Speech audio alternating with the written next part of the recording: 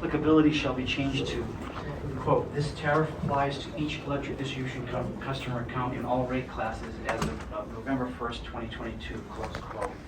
And the term bill credit amount shall be changed to, quote, "A one-time credit will be applied to each customer account eligible under Section 1, close quote." Do I hear a second on that? Second. All those in favor? Aye. The second motion is move to approve the proposed gas customer bill credit tariff sheet filed as Section 7, miscellaneous services, Schedule C, Sheet 10, 13th revision for effect November 1st, 2022, except that the applicability will apply to customers identified as of November 1st, 2022. Applicability shall be, quote, the term applicability, quote, close quote, shall be changed to, quote, "This tariff applies to each gas distribution customer account in all rate classes as of November 1st, 2022, close quote. Bill credit amount shall be changed to, quote, "A one-time credit will be applied to each customer account eligible under Section 7, Schedule C, Section 4.1, close quote." Chairman, I'm sorry, I think you left out, it should be a uniform one-time credit. Did I leave that out? I think so.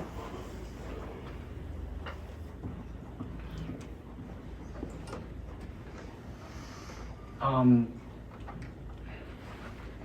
think it was just a drafting error. Oh, it's just a drafting error. Did I leave that out in both of those? I noticed it just now. Okay, that was the intention. It Maybe should when we be. prepared it, we should have prepared it with, so what, how would It would be just add, it should be a uniform one-time credit so that everybody's getting the same amount because that was the agreement. It was just a drafting error. So it should say a uniform one-time credit will be applied. So we just add that sentence to We just add the word. You read a one-time credit will be applied to each customer account. It should be a uniform, just to make it clear. Okay, so we'll put the word uniform after the word "a." And I think we're gonna have to amend the prior one as well to add the word uniform after the word "a." So let me finish this one. It's how I read it, except the word uniform appears after the word "a" in that last quotation. Do I hear a second on that? Second. All those in favor? Aye. And then we just want to move to amend the first motion that we did to include the word uniform after the word "a." Do I hear a second on that? Second. All those in favor? Aye. Now, there's no motion needed on another item, but Rhode Island Energy requested the Commission include some language in the order that allows it to characterize the credit as a refund of amounts previously collected. We had a lot of questions about this, but we got assurances under oath that this wasn't affecting the ratepayers, and I think I understood what they were trying to do once we went through that. So I'm comfortable with the wording, but we don't have to have a vote on that, but we'll reflect the requested wording when we issue the written order. Is that what we're, Cindy, I get that right? It is, Chairman. In speaking with Alan, the one thing that the company should be very clear on is demonstrating in its upcoming earnings report that this allowed accounting treatment in no way affects the earnings sharing calculation to the detriment of ratepayers. So they will Yes. need to make an adjustment in that report, and Alan wanted to impress upon them that it better be very clear. Very good, very good. I certainly agree with that. So, just following the schedule here, the next item is going back to the original docket, 479. I don't think we have anything else in the other one. We've taken care of that. And this is the Governor McKee in the Office of Energy Resources have proposed to apply $3.8 million of RGGI funds. And this is, again, an issue of question of timing. And I think that there was a general, I don't know if everybody specifically agreed to it, but I think no one was really anyway objecting to the idea that we would take the $3.8 million and split it over the months of December and January for the low-income class. And I was particularly interested again with what Council Jen Wood would say on this, she thought it was better to do it in 1 month, and she actually recommended the 2 months, and I respect her opinion on that. That was why I'm convinced that we should do it that way, which makes sense in spreading it that way. I don't know if you have any other comments beyond that. The only other comment, I think I agree to applying the Governor McKee's RGGI credits in December and January. The only other suggestion I would make that those are also uniform credits applied to all bills that are issued in December, in all A60 bills that are issued in December and January, and that the utility track that expenditure, and we can reconcile any under or over crediting following that period. Okay, very good. I'm writing some additional language here about the uniform, making the uniform credits. And Mr. Chairman, I take it that that means that half of those funds will be applied in December and half in January. I think the company will have to do some forecasting about their A60 enrollment in December and their A60 enrollment in January, and come up with an estimated uniform credit, probably half and half approximately, but. Well, I realize they have to estimate it to determine what the dollar amount is of the customers, but of the $3.8 million that's being allocated, are we allocating 1.9 in December and 1.9 in January? Or are we allocating the whole 3.8 and they're going to have to give us a... They would, for example, they may have more, they may forecast that they're going to have more A60 customers in January than they typically do in December. So I think I would leave it to the company to figure out what the appropriate uniform credit is for each month based on their expected number of A60 customers in those months. Okay, I'm okay with that, but if we split it, then they would know exactly how much they're going to spend in each month, and they wouldn't have to reconcile it. But I'm okay either way. It's going to have the same effect, other than you don't know in December how many customers you're going to have in January. I think it has a slightly different effect. In the case that you're suggesting, they would know exactly how much they're going to spend. In the case that I'm suggesting is that customers would know exactly what they're going to receive as a credit. And so it provides a little bit more certainty to customers on the size of their credit, and then less certainty to the company on how much they'll have to reconcile here afterwards. Okay, I'm fine with that. In the company, in the motion I have here, I'm also directing them to make a compliance filing within 10 business days, so we make sure that there's no misunderstanding of how they're doing this. And we'd have another, if there was some tweak that we wanted to make in the compliance filing to make it consistent with what we're intending here, we have the opportunity to do that.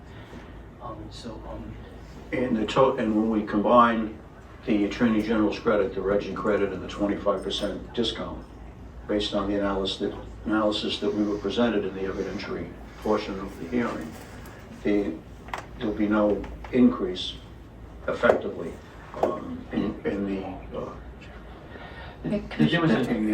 what the people in the A6 customers in the A60 class will have to pay. So last year. division attachment AM1, that was Mr. Mancini's calculation that he filed yesterday, show that the monthly bill impact for an A60 customer after receiving the 25% discount, the Attorney General's bill credit that we just approved a minute ago, in this Governor McKee's Reggie credit that we're considering, that the monthly bill impact would be a negative 87 cents or a negative $5.21 over the 6-month winter period. And that for a 16 customer, the Attorney General's credits result in a 30% reduction in the rate increase. That's my percentage calculation, so that might be a little bit off, but it mitigates the bill increase by about 30% for A16 customers and results in a bill reduction for A60 customers.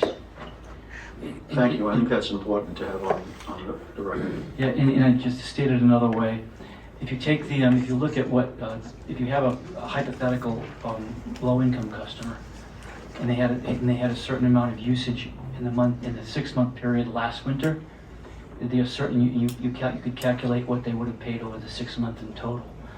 Now, if you take when you apply all these credits, when we apply the credits that are here, and you compare that same 6 months for this coming winter against last winter, an A60 customer is almost in the identical position they were last winter, except there's actually a slight decrease. And so we're fortunate to have had these two credits from the Attorney General, Nerona, and Governor McKee has essentially eliminated the impact over a 6-month period for the most vulnerable citizens, some of which I think are here today during our other hearings and didn't have a chance to hear that. And so our most vulnerable citizens on the A60 rate are not going to see an increase in their total winter bills compared to last year. And it's a really important point to make about what the outcome is for that. And so that would be the effect of the combination of the 2 votes. So I'm gonna make a motion on this, unless there's something else that needs to be said. But that's to your point too, stated another way, Commissioner Evans, right? So the motion is the company is directed to determine the forecasted number of A60 customers for December 2022 and January 2023 and calculate a uniform credit for December and January, spreading the it's not even, the word even rather than uniform, an even credit for December and January, spreading the $3.8 million of regional greenhouse gas initiative funds across these forecasted bills. The credit will be applied to action. Do I need the word uniform here, Cindy? John? It's better to have it. So this shall be a uniform credit that will be applied to all actual bills in the A60 rate class in December and January. Therefore, the company is directed to make a reconciliation filing with the Commission. The company is directed to make a compliance filing within 10 business days, providing a description of how the crediting will be implemented. So again, they'll file an explanation, and we can align that with our intention here after we see the filing. Am I missing anything? John, we good? Do I hear a second on that? Second. All those in favor?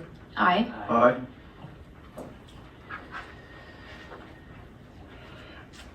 So now the next item that I had in sequence are the issues of deferrals. And one is the customer charge deferral, which I'd like to hold for last for a moment, because I want to talk about the other one that I identified first. Because back in 2018, there was an increase. It wasn't the same level as we was experiencing here, but the commission at that time, I wasn't on the commission, but I was working with the division at the time, took the total amount of the increase and included it and spread it out to create what we call a 12-month rate, so that we wouldn't have a summer and winter.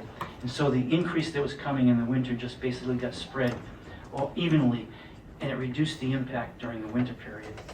And so, for reasons that I understand, there are some parties that suggested that we do the same thing. The difficulty here and a substantial challenge associated with doing that is that we have completely different circumstances today, and it's twofold. One is what I alluded to when we first started here, is that it seems pretty clear that it's highly likely that a winter rate that comes in next year will be even higher than what we have this year, if in fact the bidding that takes place is affected by the current market conditions. So we're looking at a future where we're going to be repeating this, and maybe it could actually be even more difficult at that point. So when you try to take some of the dollars that normally would be paid out in this winter and say, I'm going to do it next winter, we would be exacerbating a problem then and making the situation even worse. So that's the first concern that I had. The second is that we have what's referred to as municipal aggregations, which is fine. It's statutory, and there's an aggregator, Good Energy, who actually participated in these proceedings. And they indicated in the hearings that they're intending to make a proposal to the 6 communities that they're serving, which is up to about 25% of the entire last resort population. In cities of Providence, in Central Falls, there's Pawtucket, Newport. I don't have the whole list in front of me, but it's a substantial number of customers that where there's a high probability that they will leave last resort service in May or June, whenever that time period was. So if we're taking amounts of $195 million rate increase on the assumption they will just have everybody pay for it later, and then those customers leave last resort service, that means that large amount of funds that were intended to be paid for by everybody that was on last resort service in the winter will not be paid for by everyone. It will just be narrowed down to a smaller group of customers, and the impact will be greater on those remaining customers, because that stranded cost, if you will, would now be just switched over to the customers who have left. That's a real concern, and really a reason why trying to do a deferral on the last resort service rate itself and spread it, as was done in 2018, really doesn't work and could really wreak havoc for us at a later time, which is the reason why I can't support this. In fact, the witnesses themselves, the company had a witness that testified to this, the division raised this issue, and the Office of Energy Resources, who actually assisted in putting this in play, had an expert witness there who identified this problem, said this is basically one of the downsides of doing it this way. They also put in play, they also were supporting the customer credit as well. But I'm very, very concerned about what aggregation is going to do and the unknown of what's going to be happening to power rates on a going forward basis, which is really what I was talking about when we first started the open meeting. So that's where I am, and we don't have to take a vote on this. This was not a proposal that was put in by the company formally. It was just, should we be considering this? And I considered it, and I just don't think it would be responsible for us to do it that way. It creates a great risk for the ratepayer population. But that's how I feel. What my reaction is to that particular proposal for deferral. Yep, I think you've covered it all. The Attorney General, the division, Good Energy discouraged and cautioned against the deferral of commodity costs. The witness for the Office of Energy Resources, the Attorney General's office, Good Energy's witness all explained that doing so can hamper or undermine the ability of suppliers to compete with last resort service and hamper the efforts of municipal aggregation to provide choices to electric customers in the 7 communities that have already embarked on community choice aggregation and those that will do so in the future. I, for one, really am anxious to see the maturity of our competitive supply market, and for those reasons, I agree that the record indicates that we shouldn't entertain a deferral of commodity costs. I don't have anything to add to that, Mr. Chairman. If I use a metaphor on this, I know we're going to be sailing on turbulent waters this winter, but if we try to turn the ship on a different path, we will send that ship right into the path of a hurricane potentially, and that's one of the reasons why I'm very worried about doing that kind of a shift. So we can leave it at that. There's no vote on that one. There was the other one, customer charge deferral, but I'm going to stop there for a second. Yeah, no, I'd like to talk about the customer charge deferral. This is just, clearly there is rate shock. We've been able to achieve a winter over winter bill reduction for our A60 customers, but there's still going to be rate shock for our A16 customers, and waiving the customer charge for the winter period is one more thing that we can do. So are you ready for a motion? So I would move that the company is directed to defer collection of the customer charge for all customers in the A16, A60, and CO6 rate classes for a 6-month period. Beginning October 1st, 2022, the company is authorized to book a regulatory asset for the deferred charges applicable to each fiscal year for recovery at a later date in a manner and timeline approved by the Commission. The deferred charges shall accumulate interest at the customer deposit rate. The company is directed to file within 60 days a proposal to recover the deferred charges. The company is directed to consult with the parties in the docket prior to filing the proposal. Do I hear a second? Second. Very good. Before we take the vote, I did want to point out that calculation of what that amounts to a deferral that is about $18.7 million deferral.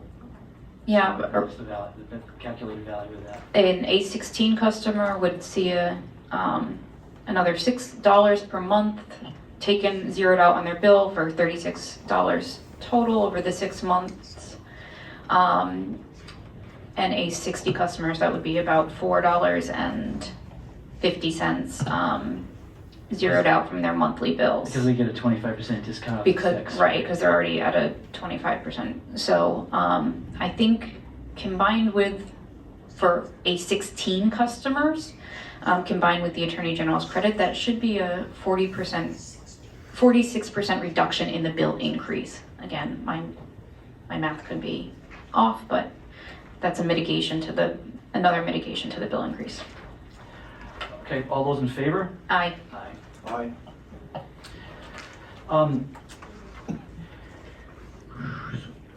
What I wanted to also,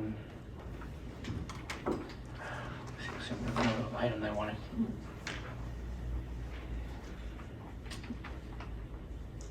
Just reiterating what we have here. First of all, I think that again, we're very fortunate to have had these credits that we've been able to apply. We're not going to have them next year unless something else turns up. So we're very, very fortunate. I don't know if we have anything else that we need to address here today except some final comments. Mr. Chairman, I'd just like to thank all of the people in the community who participated at the public hearing that we had last Friday.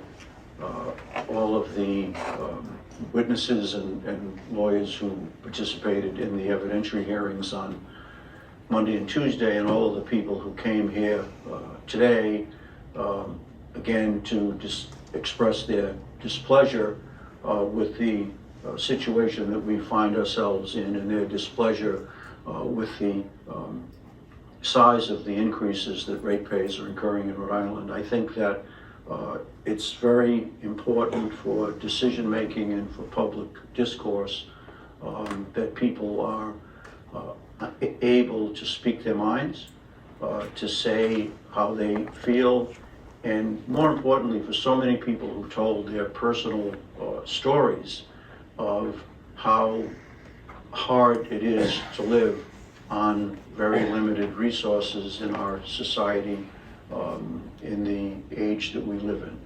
And I think we're all very concerned about how these rates and other things that we have to face in this economy affect the neediest and most vulnerable people in our community, and we appreciate their courage and their openness and their willingness to share that with us. And I think that had a lot to do with the efforts that we made to do what we feel we can do within the authority that we're given by the legislature and by the federal agencies to address these rates. And I want to thank them all for that. And even though we didn't do everything they asked us to do, I want them to know that we heard them and we weighed this and considered it very carefully. And I know it was very difficult for all of us who sit here as commissioners to make these decisions, and we are going to do our best within the system that we have to make these impacts as soft as we can within the circumstances that we're forced to deal with. Thank you. Commissioner, do you have anything? My one final thing that I remember, I was pausing before because there was something else that I had in my notes, and I'm now seeing it. The Attorney General had also suggested that we find a way to allow customers to make a choice to defer, and I think that there is an availability to do that through the budget billing plan that the company has, and there's some time now between now and when the rates are really going to be affecting customers that are outside the A60 class, the A60 class getting the other additional benefits, so that the company could actually aggressively advertise the budget billing choice that people have, which effectively allows them to defer by having a calculation made that spreads the cost of their electric utility service over 12 months, and they do it on their own.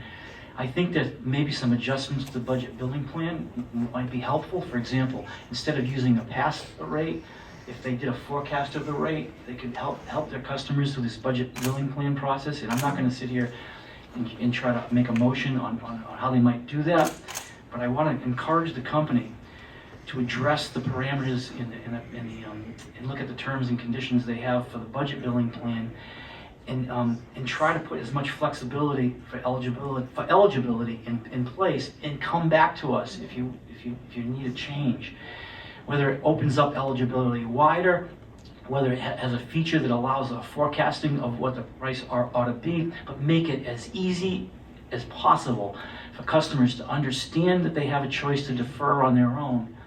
And when they do it, it's done in a practical way, and it's not locked into some terms that were put in place years ago that really never anticipated what we're facing right now.